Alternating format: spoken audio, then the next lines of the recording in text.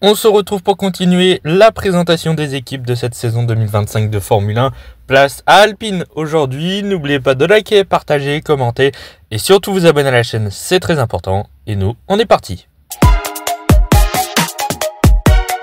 Cette année, Alpine a changé un petit peu sa livrée par rapport à l'année dernière qui était principalement noire avec un peu de bleu et un peu de rose.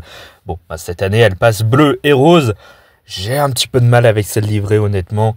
Les deux couleurs ensemble, ça va pas forcément ensemble, pour moi en tout cas. Bon, après, chacun ses goûts un petit peu avec Alpine. C'est soit on l'aime, soit on l'aime pas. Elle laisse assez peu indifférent finalement. Bon, après, tant que la voiture est rapide, c'est déjà ça de prix. Bon, clairement cette année chez Alpine, il va falloir remonter la pente parce que l'année 2024 a été tout bonnement catastrophique. La voiture n'a pas été du tout performante sur les 3/4 de la saison. Ils se sont rattrapés au dernier moment sur des dernières courses où l'Alpine était un peu meilleure. Et c'est surtout le Brésil qui les a vraiment sauvés pour passer de la 8e à la 6e place au championnat des constructeurs. Sinon, c'était derrière Haas et Racing Bulls. Et avec un écart avec ces deux équipes-là, bon, au final, ils terminent devant.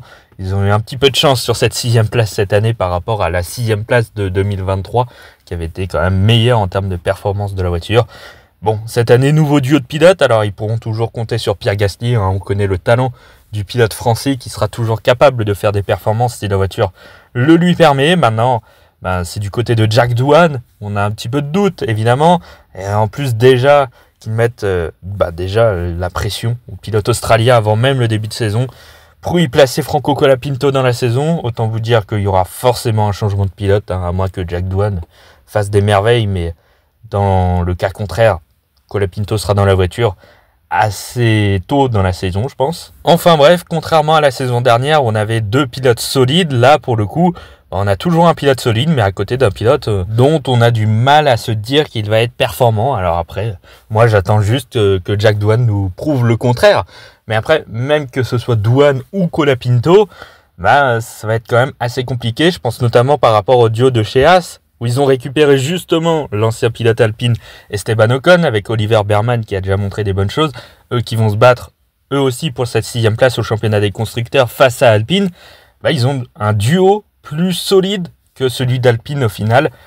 Regrouper Gasly et Doohan ou Gasly ou Colapinto à côté de Ocon et Bearman, au terme de pilote en tout cas, je dirais quand même avantage Haas. Maintenant, il faut voir au niveau de la performance de la voiture. Pour cette saison 2025, Alpine a choisi de garder son châssis de l'année dernière. Alors il y aura sûrement quelques modifications, mais la base sera celle de 2024.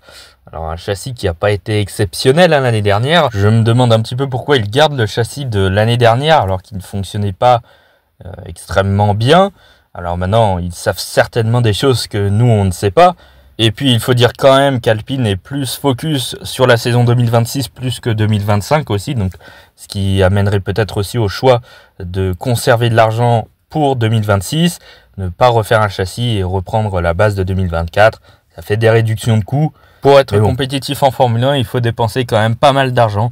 Donc, j'ai plus l'impression qu'ils vont mettre de côté cette année 2025 et puis plus se mettre sur 2026. Ce sera également la dernière saison de Renault en tant que motoriste. Malheureusement, ils vont quitter la Formule 1 à la fin de cette année 2025. Alpine sera avec Mercedes à partir de 2026. Espérons au moins que la fin de collaboration se passe bien.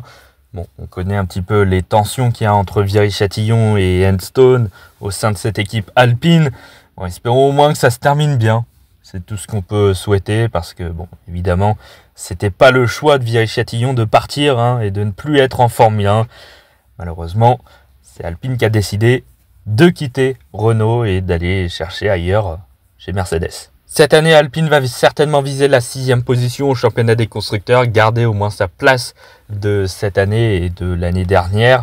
Je pense pas qu'ils pourront aller chercher Aston Martin, à part vraiment si l'équipe britannique se plante complètement sur sa voiture de 2025, mais je vois pas trop comment ça pourrait être possible, surtout qu'Alpine c'est plutôt une année de transition, j'ai l'impression, cette année 2025, cette dernière année avec cette réglementation. Donc, pour Alpine, ça va être plutôt derrière qu'il va falloir surveiller parce que Haas va peut-être s'améliorer par rapport à l'année dernière et il pourrait passer devant Alpine. En termes de performance, là c'était bien meilleur quand même sur toute la saison que l'Alpine. Attention aussi à Racing Bulls, attention un petit peu à Williams aussi, attention parce qu'ils ont un duo solide aussi chez Williams. Donc cette 6e place, elle est clairement pas sécurisée et il va falloir faire le maximum pour rester à cette 6e position parce que ça va être loin d'être facile pour l'équipe française de garder cette 6e place. Chez Pierre Gasly, on entame une 3e saison avec cette équipe Alpine. L'année dernière était loin d'être facile pour le pilote français. Alors il a réussi à terminer dans le top 10 au championnat des pilotes. Il a fait une fin de saison absolument magnifique et il a, j'ai l'impression, quand même surpiloté avec le matériel qu'il avait. Alors certes, l'Alpine s'était améliorée en fin de saison, mais Gasly a fait des performances de fou en fin d'année. Il a clairement sauvé Alpine au championnat des constructeurs à lui seul, alors avec un petit peu Ocon aussi, mais Pierre Gasly a quand même fait un très beau boulot l'année dernière. Bon, on n'en attend pas moins de lui cette saison. J'ai plutôt confiance au pilote français. Il nous a montré, dès qu'il a la voiture, il est capable de faire des performances. Ça va être la même chose cette année. Si l'Alpine elle est un minimum performant, il sera capable d'aller chercher des points de temps en temps, voire même assez souvent dans la saison. Si la voiture est pas bonne, ça refera comme en 2024 où Gasly n'a pas réussi à marquer beaucoup de points sur les premiers Grands Prix, sur la première partie de saison par exemple. Voilà, ça dépend vraiment de la voiture. Gasly, ça reste un très bon pilote et maintenant, tout dépend du matériel qu'il aura entre les mains. Cette année, il y a beaucoup moins de concurrence. À côté de lui, ce n'est plus Esteban Ocon, c'est un tout nouveau pilote, Jack Doohan, qui devrait lui faire quand même un peu moins d'ombre. Clairement, maintenant, Pierre Gasly, c'est le leader d'Alpine désormais avec le départ d'Esteban Ocon. Alors, il sera peut-être rejoint en cours de saison par Franco Colapinto, mais ça va pas énormément changer son statut, je pense. Le pilote français restera le leader de cette équipe Alpine, même avec une arrivée du pilote argentin. On a vu qu'en 4 ou 5 courses, il a réussi à remonter dans le top 10 au championnat des pilotes. Donc clairement, si l'Alpine s'est améliorée, il sera capable de marquer des points plus souvent. Et donc, je pense que Pierre Gasly peut viser un top 10 au championnat des pilotes. Derrière les 8 pilotes des 4 top teams, derrière Fernando Alonso. Derrière, cette 10e position, elle est possible pour Pierre Gasly. Il est tout à fait capable d'aller la chercher, comme ça a été le cas l'année dernière. Honnêtement, j'espère que l'Alpine sera le plus compétitif possible parce que Pierre Gasly le mérite de faire des bonnes performances. Voilà, c'est un très bon pilote. On espère voir le pilote français le plus haut possible dans la hiérarchie. Maintenant, voilà, ça dépend de son Alpine et pas du pilote. Le pilote, on sait très bien qu'il performera s'il a la voiture. Et donc, à côté de lui, pour le moment en tout cas, sur les 5-6 premiers Grands Prix, on va dire, Jack Doohan, qui va donc débuter en Formule 1 en tant que titulaire.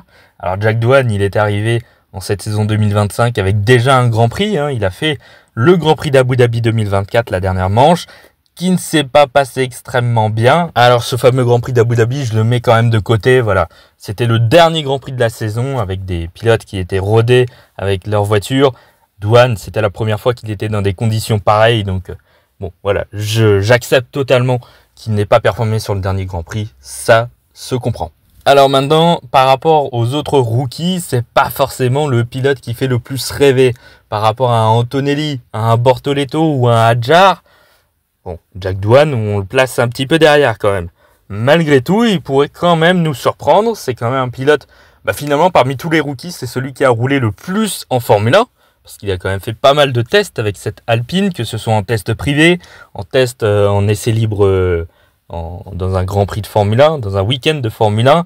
Il a même fait un Grand Prix entier, un week-end entier de Formule 1. Donc finalement, c'est le pilote rookie le plus expérimenté parmi tous. Il pourrait bien nous surprendre. Maintenant, en termes de perf pur, on a un petit doute. Malheureusement, il y a tellement une grosse pression de la part du management Alpine et notamment de Flavio Briatore qui est censé le protéger. Enfin, drôle de façon de le protéger quand même. Il va devoir performer tout de suite, d'emblée, dès les premiers Grands Prix de la saison. Il va être obligé d'être le plus performant possible, d'être le plus proche de Pierre Gasly en termes de perf.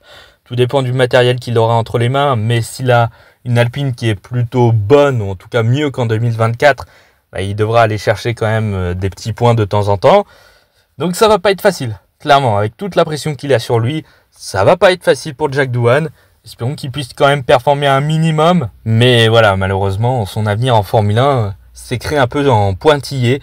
Tout dépendra de ses performances du début de saison. Briatore ne se l'est pas caché. S'il n'est pas performant sur les premiers Grands Prix, il sera viré et remplacé par Colapinto. Honnêtement, c'est ce que veut le management Alpine. Ils ne veulent pas de Jack Doohan, ils veulent de Colapinto.